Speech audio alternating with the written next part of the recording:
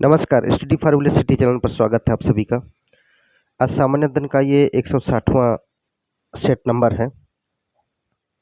पर्यावरण एवं पारिस्थितिकी के प्रश्नों को अधिकांश शामिल किया गया है इसमें। तो टेस्ट नंबर है 160। पहला प्रश्न है, जीवों में फास्फोरस का गैसीय विनिमय होता है। जो जीव हैं उनमें फास्फोरस का गैसीय विनिमय होता है, क्या अधिक मात्रा में होता है या कम मात्रा में या ना के बराबर, इनमें से कोई नहीं। तो ये बहुत ही ना के बराबर होता है, सी नंबर है। जीवों में फास्फोरस की जरूरत पड़ती है लेकिन बहुत सूक्ष्म मात्रा में। पेयजल में नाइट्रेट की अधिक मात्रा से बच्चों में होने वाला रोग है। जब पेयजल में नाइट्रेट की अधिक मात्रा हो जाती है तो बच्चों में कौन सा रोग हो जाता है? ब्लू बेबी सिंड्रोम या लेप्रोसी या स्मॉल पॉक्स या चिकनगुनिया। पेयजल में नाइट्रेट की जब मात्रा अधिक होगी तो ब्लू बेबी सिंड्रोम नामक डिजीज हो जाती है बच्चों में। ए नंबर सही हो जाएगा। ब्लू बेबी सिंड्रोम को मिथेनोग्लोबोनीमिया भी कहा जाता है। क्या कहा जाता है? मिथेनोग्लोबोनीमिया के नाम से भी जाना जाता है। केनली हेवेसाइड परत कहाँ पाई जाती है? जो केनली हेवेसाइड परत है ये ओजोन परत में पाई जाती है। ओजोन जो भाग है, सॉरी आयन मंडल की बात करेंगे। किसकी बात हो रही है? आयन मंडल, ओजोन नहीं। आयन मंडल में ये परत पाई जाती है। तो परत ए, बी, सी या ई। तो केनली हेविसाइड परत कहाँ पाई जाती है? परत ई।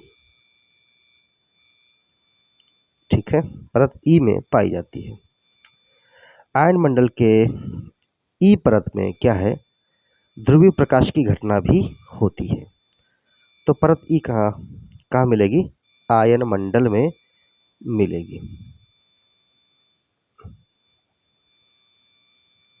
निम्न में से कौन पर्यावरण का अजैविक संगठक नहीं है? पर्यावरण का अजैविक संगठक कौन नहीं है? मीन्स अबायोटिक कंपोनेंट इनमें से कौन नहीं है? वायुमंडलीय गैस, विघटक, तुगंतक, एल्टीट्यूड या स्थलाकृति। देखिए, जो तुगंता एल्टीट्यूड ये भी रहेगा, बायोटिक में जाएगा। स्थलाकृति भी जाएगी, वायुमंडलीय गैस भी जाएगी। सॉरी, क्या जाएगी? अजैविक में जाएंगे। क्या जाएंगे? अजैविक घटक में जाएंगे। लेकिन जो विघटक है ये बायोटिक कंपोनेंट है, मीन्स जैविक है। तो यह क्या है? जैविक। बाकी सारे अजैविक हैं इनमें से। विघटक जैविक घटक है, न कि अजैविक। निम्न में से नाइट्रोजन स्थिरीकरण में महत्वपूर्ण योगदान करने वाला तत्व कौन सा है? किसमें? निम्न में से नाइट्रोजन स्थिरीकरण में महत्वपूर्ण योगदान करने वाला तत्व कौन सा है? इनमें से बताइए। Fe means iron, molybdenum, copper या मैग्नीशियम, कौन सा है इनमें से? नाइट्रोजन का फिक्सेशन में महत्वपूर्ण योगदान देने वाला तत्व इनमें से कौन सा है, ये बता रहा है। पांचवा प्रश्न है, तो ये रहेगा मॉलिब्डेनम। बी नंबर सही रहेगा। पांचवे का कौन सा हो गया? बी नंबर सही हो गया। प्रोटीन के निर्माण में एक संघटक है। प्रोटीन के निर्माण में कौन सा संघटक इनमें से कंपोनेंट कौन सा है? सल्फर, ओजोन, हाइड्रोजन, इनमें से कोई नहीं। तो प्रोटीन के निर्माण में भूमिका निभाएगा कौन सा रहेगा? इनमें से सल्फर रहेगी। यस। निम्न में से कौन ओजोन रिक्त कारक है? भाई ओजोन रिक्त कारक इनमें से कौन सा है जिसकी वजह से ओजोन में छिद्र होता है? मतलब प्रदूषक ही है एक प्रकार का। सॉरी, कौन सा होना चाहिए? Chlorofluorocarbon, ethane, halogen, nitrous oxide या कार्बन टेट्राक्लोराइड या फिर उपरोक्त सभी? कौन इनमें से? तो CFC यानी कि क्लोरोफ्लोरोकार्बन से भी रहेगा, इथेन से भी रहेगा, हाइड्रोजन से भी, और नाइट्रस ऑक्साइड भी रहेगी, कार्बन टेट्राक्लोराइड भी रहेगी, CCl4 ये भी रहेगी, CFC भी रहेगी ऊपर। तो उपरोक्त सभी हो गया। क्या रहेगा? इसका डी नंबर सही हो गया, उपरोक्त सभी। नेक्स्ट है क्वेश्चन नंबर 8, पारिस्थितिकी तंत्र में प्रत्येक पोषण स्तर से आगे बढ़ने पर होता है। जो पारिस्थितिकी तंत्र में प्रत्येक पोषण स्तर से आगे बढ़ने पर होता है, क्या होता है? ऊर्जा का ह्रास होता है, ऊर्जा की साम्यता, ऊर्जा का बढ़ाव, या उपरोक्त में से कोई नहीं। 8वां प्रश्न है ये, क्या रहेगा? ऊर्जा का ह्रास होता है। तो पारिस्थितिकी तंत्र में प्रत्येक पोषण स्तर से आगे बढ़ने पर क्या होगा? ऊर्जा का ह्रास होगा। ए नंबर सही हो गया। निम्न में से कौन सा रामसर स्थल उत्तर प्रदेश से संबंधित नहीं है? इनमें से कौन सा रामसर स्थल जो है उत्तर प्रदेश से संबंधित नहीं है? सूर सरोवर, हैदरपुर आर्द्रभूमि, नांदूर मधमेश्वर, या सरसई नवर झील। कौन सा इनमें से उत्तर प्रदेश से संबंधित नहीं है? ये वेटलैंड्स हैं, रामसर साइट्स हैं, तो कौन सा नहीं है? सूर सरोवर भी उत्तर प्रदेश में है, हैदरपुर आर्द्रभूमि भी उत्तर प्रदेश का हिस्सा है, और सरसई नवर झील भी यहाँ पर उत्तर प्रदेश में है, लेकिन नांदूर मधमेश्वर नहीं है। तो इस हिसाब से कौन सा हो गया? डी सी नंबर सही हो गया, ये है महाराष्ट्र में। नांदूर मधमेश्वर आर्द्रभूमि कहाँ है? महाराष्ट्र में है। अगर ग्रीन हाउस प्रभाव कार्य न करे तो पृथ्वी का औसत तापमान कितना हो जाएगा? जो ग्रीन हाउस प्रभाव है, अगर यह ना हो तो पृथ्वी का औसत तापमान कितना हो जाएगा? 10 degree centigrade, 15 degree centigrade, 0 degree centigrade, या 5 डिग्री सेंटीग्रेड कितना हो जाएगा? 15 डिग्री सेंटीग्रेड हो जाएगा। बी नंबर सही हो गया, बहुत कम हो जाएगा, ठंडी तो बढ़ेगी। 10वां प्रश्न है ये, मीथेन गैस का स्रोत निम्न में से कौन सा है? इनमें से मीथेन गैस का स्रोत कौन सा है? जो CH4 गैस है, इसका स्रोत कौन सा है इनमें से? आर्द्रभूमि कोयले की खदानें, धान के खेत, समुद्र और हाइड्रेट्स, जुगाली करने वाले पशु, जीवाणु, अपघटन, या बायोगैस अपघटक। केवल एक, केवल दो, केवल 2 और 3, या उपरोक्त सभी। तो जो मीथेन गैस है, इसका उत्सर्जन की बात हो रही है,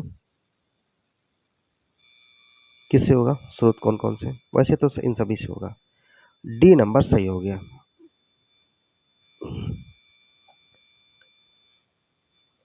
आर्द्रभूमि से भी होगा, कोयले की खदान से भी होगा, धान के खेत से भी, समुद्र एवं हाइड्रेट से भी, जुगाली करने वाले पशु एवं जीवाणु, अपघटक बायोगैस से भी मीथेन गैस निकलती है। मीथेन गैस को मार्स गैस के नाम से जाना जाता है, बिल्कुल।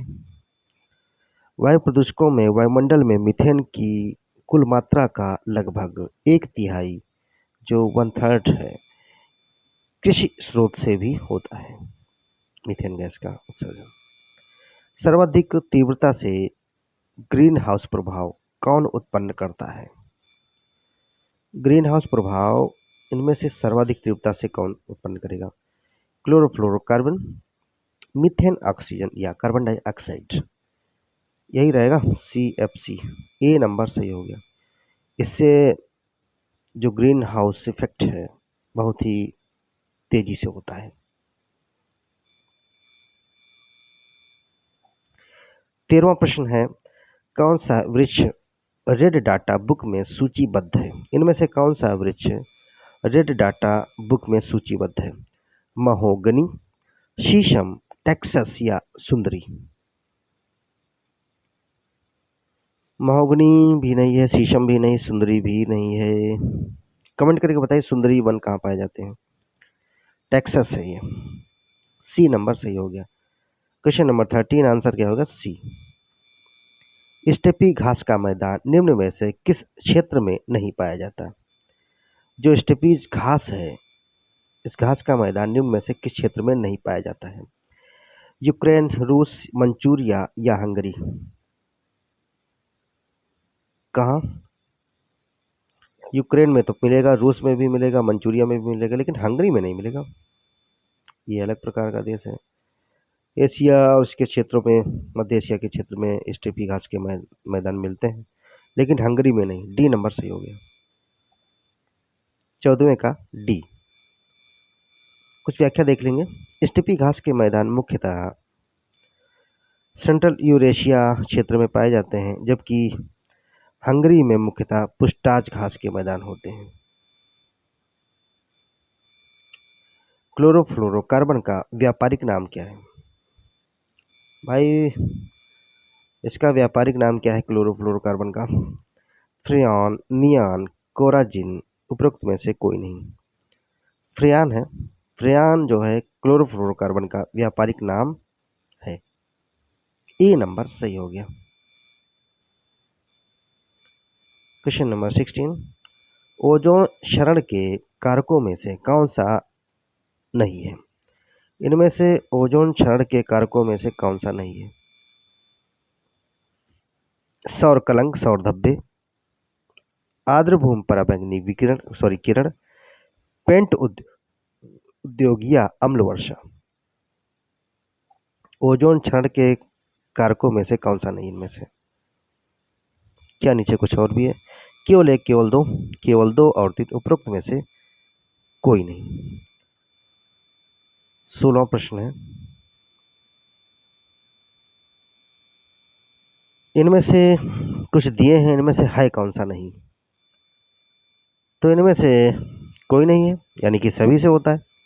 इस प्रश्न के अनुसार देखें तो ओजोन क्षरण जो है सौर कलंक, सौर धब्बे से भी, आर्द्रभूमि पराबैंगनी किरण, पेंट उद्योग, अम्ल वर्षा से भी रहेगा, लेकिन तो हिसाब से कौन सा डी नंबर सही हो जाएगा।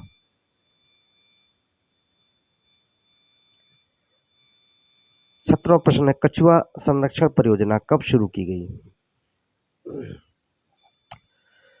क्वेश्चन नंबर 17 कह रहा है कछुआ संरक्षण परियोजना कब शुरू की गई? वर्ष 1973 में, वर्ष 1987, वर्ष 1975 या फिर वर्ष 1992।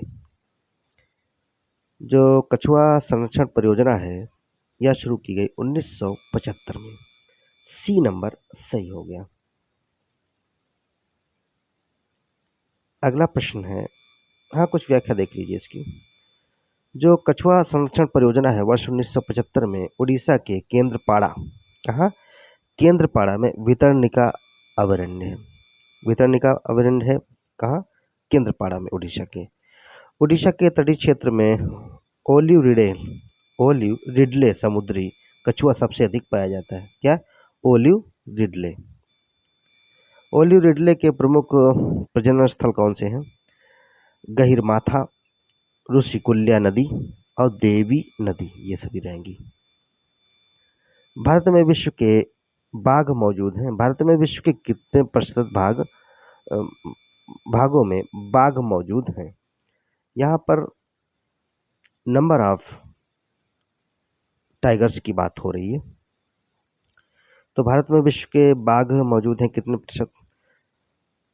लगभग 70%, 50%, 20% या फिर 0%।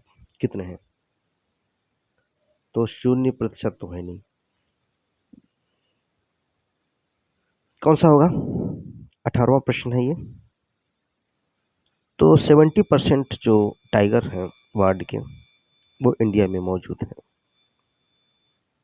ए नंबर सही हो गया। भारत में लाल पांडा की उपस्थिति निम्न में से किस प्रदेश में नहीं है? भारत में लाल पांडा है जो, इनमें से भारत के किस प्रदेश में नहीं है? सिक्किम, उत्तर प्रदेश, अरुणाचल प्रदेश या पश्चिम बंगाल, किस में नहीं है? 19वां प्रश्न है ये। तो सिक्किम में तो मिलेंगे, अरुणाचल प्रदेश में मिलेंगे, पश्चिम बंगाल में मिलेंगे, उत्तर प्रदेश में नहीं है।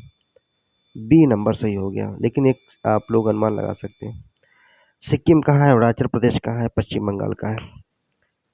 पूर्वी क्षेत्र में है और हिमालयी क्षेत्र है।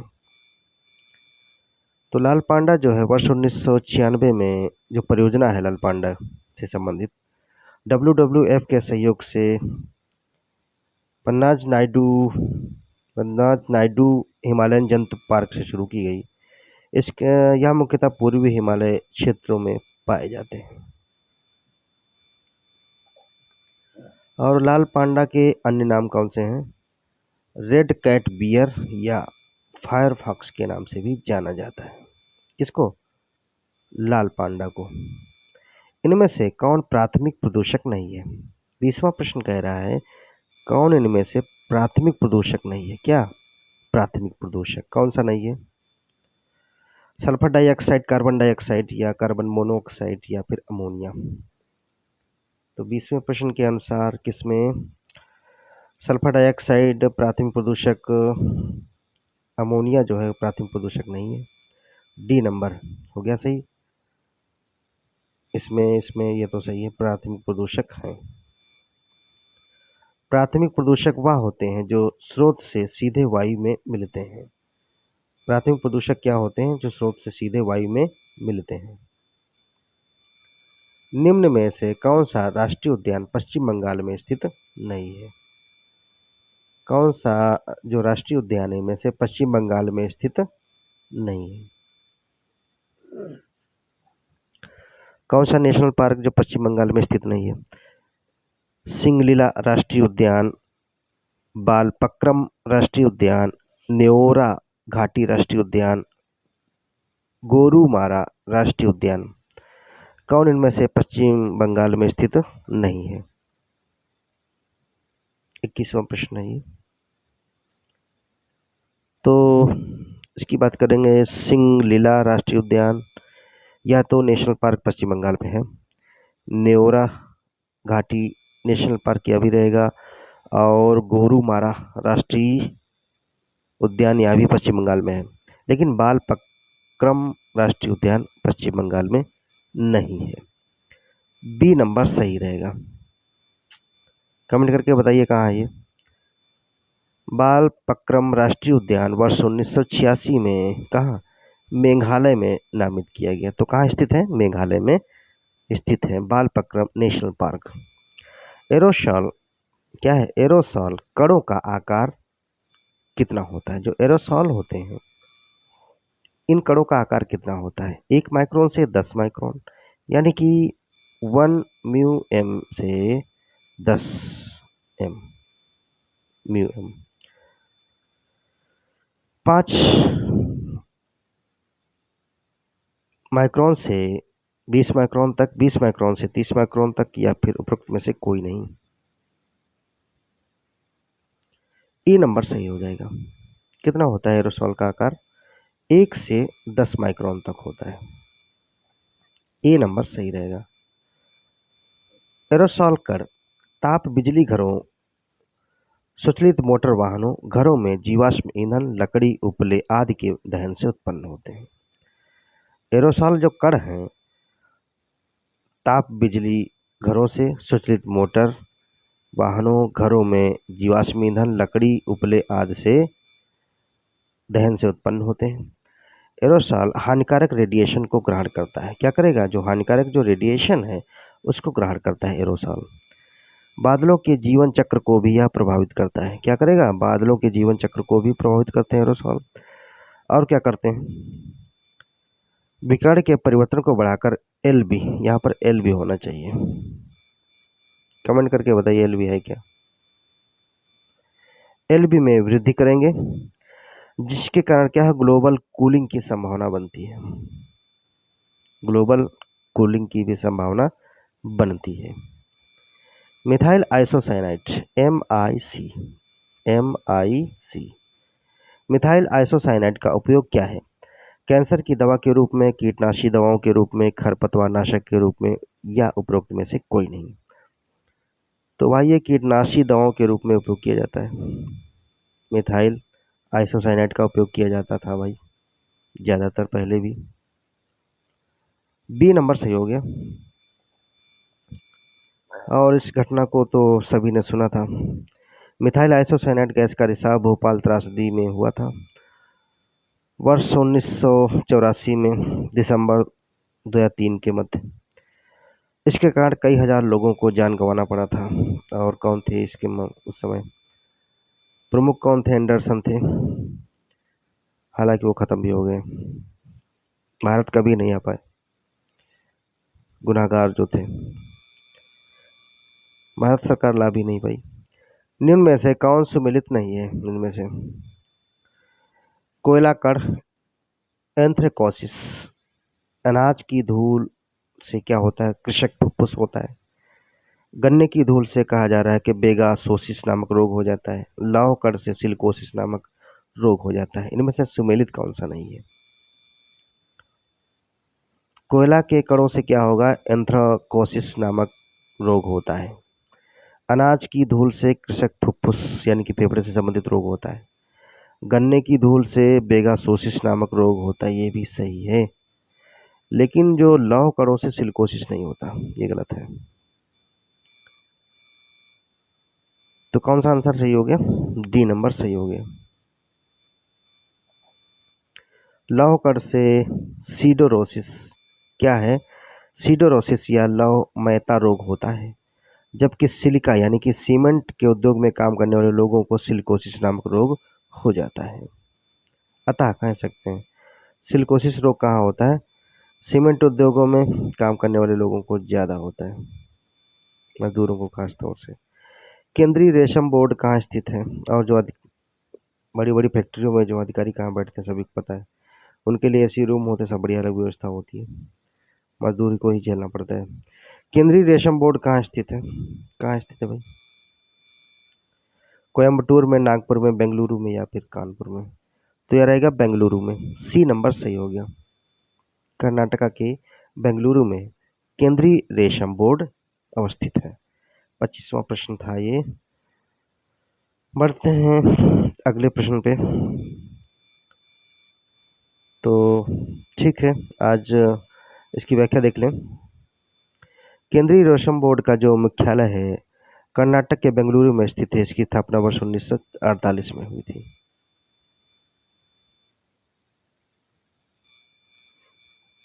कब हुई थी? वर्ष 1948 में। तो ये आज के लिए 25 महत्वपूर्ण प्रश्न थे। जो लोग नए जुड़े हैं चैनल को जरूर सब्सक्राइब कर लीजिए और लाइक शेयर जरूर करिए। पढ़ते जाइए, प्रैक्टिस करेंगे तो उन प्रश्नों में अधिकांश परीक्षाओं में अधिकांश प्रश्न आपके मिलेंगे इसमें से। Thank you.